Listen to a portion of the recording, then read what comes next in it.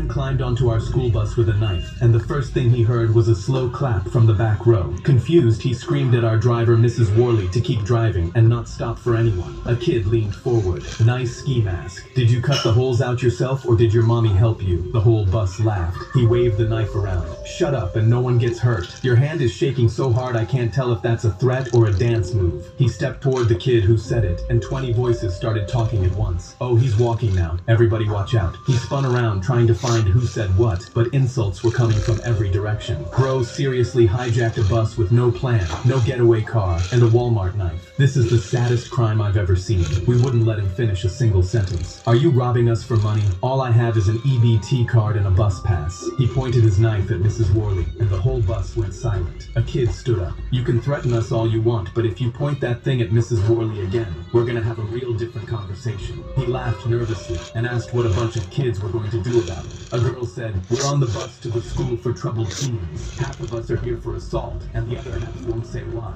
Mrs. Worley looked at him over her shoulder. Honey, I've watched these kids make grown men cry over smaller things than pointing a knife at me. He knew the knife. Smart choice. She brings us donuts on Fridays. We protect what matters. His face twisted, and he shoved toward the kid with the knife raised. Mrs. Worley pulled over, stood up, and stepped between them. That's enough now. He grabbed her arm and shoved her with it.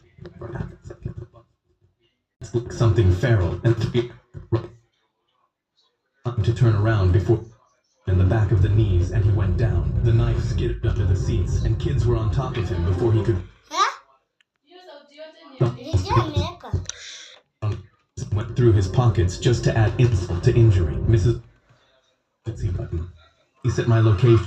Tell them there's no rush. The situation is handled. The guy was crying. Please get off me. I can't breathe. A kid leaned close to his face. You should have thought about that before you touched Mrs. Worley. When the cops showed up, they found him tied to a seat with shoelaces and snot running down his face.